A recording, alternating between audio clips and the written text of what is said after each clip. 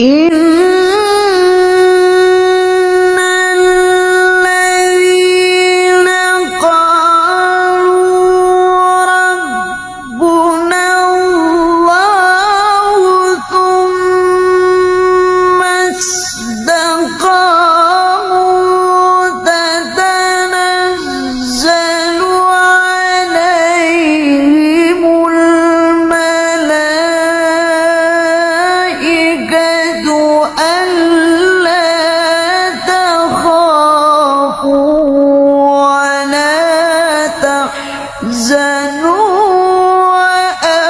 وأبشروا بالجنة